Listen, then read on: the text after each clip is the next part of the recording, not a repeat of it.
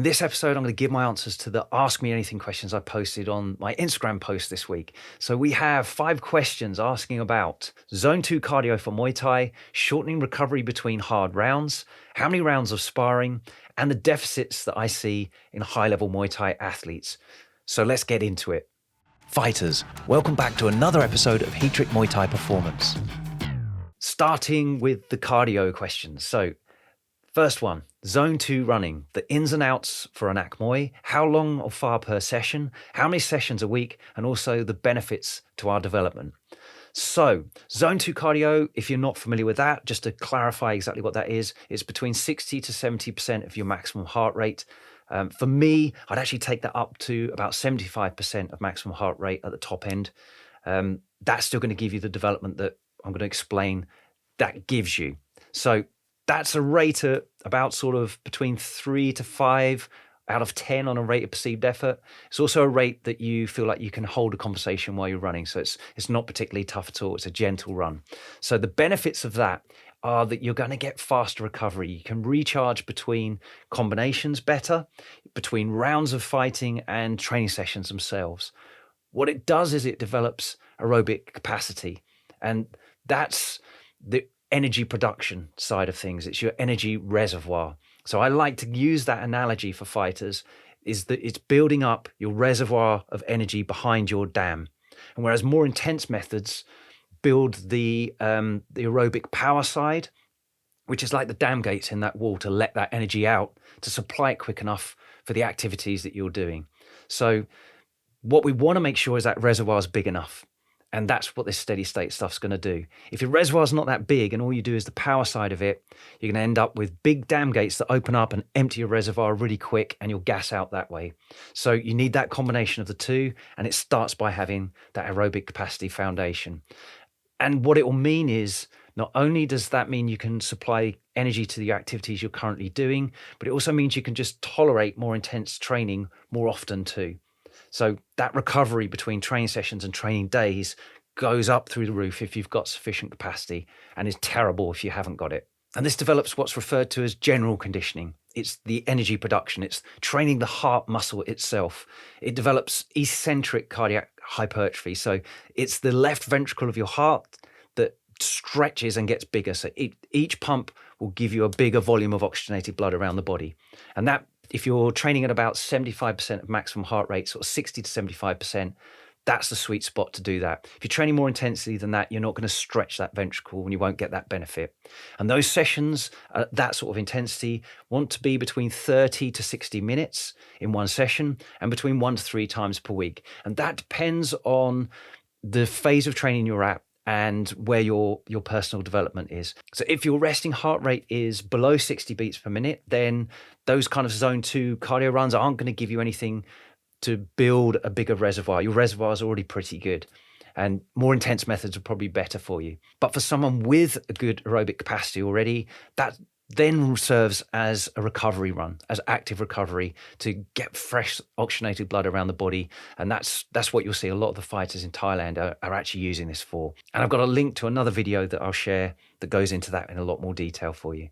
So going on to the second question we have on Zone 2 cardio. Should we include Zone 2 training in alactic and lactic block to maintain aerobic development, or will this hinder lactic or alactic development? So just to make sure that's understood, the alactic work tends to be more the strength, power and speed, the explosive stuff.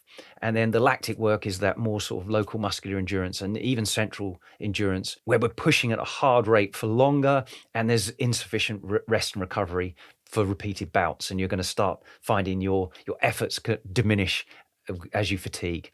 So as long as you don't go for longer than 60 minutes at a time with that Zone 2 cardio, you're not going to negatively affect anything else you're working on. That's the first thing. But too much lactic training will kill off your aerobic engine, and we need that to be as good as possible. The bigger that aerobic capacity, the more aerobic power you've got, the less you're going to depend on the lactic system. And that's the one, once the fuse is lit on that, you're going to have to take your intensity down so that you can recover. You're literally on borrowed time when you start using that lactic system. It means the fight's gone bad, really. So training should evolve through aerobic capacity, building up that reservoir with the gentler work, more higher intensity intervals as you come closer and closer to your fight. And that's where we shift into higher intensity aerobic power work to open up those floodgates. And then finally, a bit of lactic power tolerance work. So it's not that you become a lactic animal that gasses out. It's more that you can tolerate the waste products and the lactic acid in the system so that it doesn't shut you down. But we don't want to depend on that.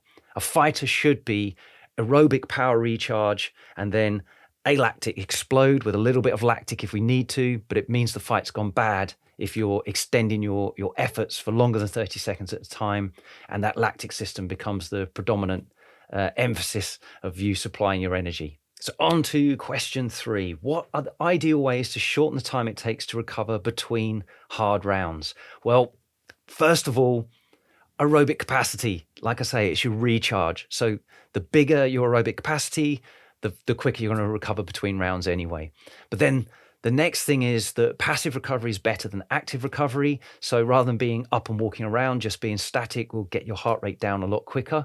It also reduces the RPE or rate of perceived exertion for hard rounds too. So that's something else to bear in mind, the psychological aspect. So passive recovery is best.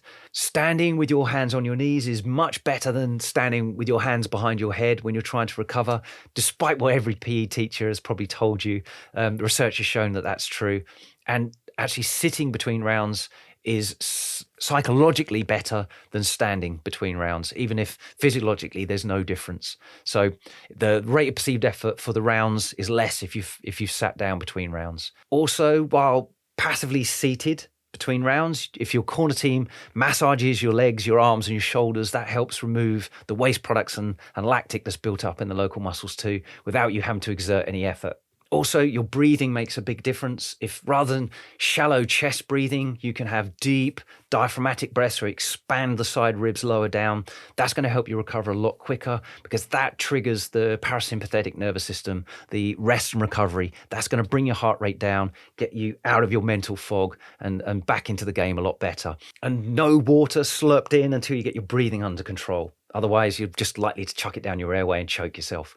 And the other thing is try to breathe out for a little longer than you're breathing in. Again, that just helps reset the parasympathetic nervous system, get you out of sympathetic stress and recover down, bring the heart rate down. And the other thing you can do on that side of things, try to nasal breathe as soon as you can as well. I know that's really difficult. You'll be sucking in air in and out of any hole to recover as quickly as possible when you're that fatigued. But the more you can breathe through your nose rather than your mouth, again, it just stimulates more of the parasympathetic nervous system and it brings your heart rate down, blood pressure down, gets you out of that mental fog a lot quicker. So on to question 4. How many rounds of sparring is the most beneficial for a casual training, like 2 times a week training kind of person? So I'll start by saying that it depends on how hard the contact level of the sparring is. So for me, hard sparring is between 3 to 5 rounds per session, and that's 90 to 100% power, and that's padded. Technical sparring is 3 to 8 rounds per session, and that's sort of 50 to 70% power and with full control. And if you're doing clinch sparring, 3 to 5 rounds per session of that. And the number of times per week, for me, depends on your goals. So enthusiasts training for fun and fitness, between 0 to 1 sparring session per week. And if you're not doing any sparring, you should be doing some interactive pad work with the pad holder hitting your back a bit. And if you're an intermediate who is looking to compete one day, 1 to 2 sparring sessions per week is about right there. And for competitors who are fighting, 2 to 3 sparring sessions per week is about right. And for me, hard sparring should only be carried out every 2 weeks or so. And if you're picking up injuries from sparring or feeling concussion symptoms, you're hard sparring too often. And on to question 5. What are the common missing links or deficits you see in high-level Muay Thai athletes? So for me, it's the neuromuscular qualities, the strength, power and speed development. That's the highest force producing exercises in newtons. It's the highest power producing exercises in watts. And it's the highest speed producing movements in meters per second. And the problem is that most fighters just aren't training at the high enough intensity in those different units. And they're not resting enough between repeated training intervals of those particular qualities to express the maximum numbers in the newtons, the watts, or the meters per second. And that's because fighters tend to go for too long with not enough rest and with not enough intensity. So if you go too quickly between one exercise and the next, you're not going to express the maximum force, power, or velocity. You just won't be able to. It needs more recovery to do that. I find most fighters turn everything into a bit of a conditioning exercise where they're looking to feel fatigue, whereas this is less about feeling fatigued, and it's more like the spark just goes from what you're doing. You need to be working at enough intensity, you need to have enough rest, and you need to limit the number of repetitions that you do to keep those sparks alive. Or it's becoming an endurance exercise, and you might as well be just doing more Muay Thai training, because that's going to give you the skill development too. And I'll link to some other episodes that go into more detail on some of that for you too. And that's it for this Ask Me Anything episode, and I'll catch you on the next one.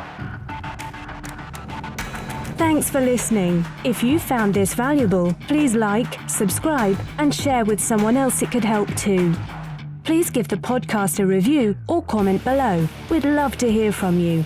As always, you can visit heatrick.com for more Muay Thai performance podcasts, videos, articles, and guides. Catch you next time.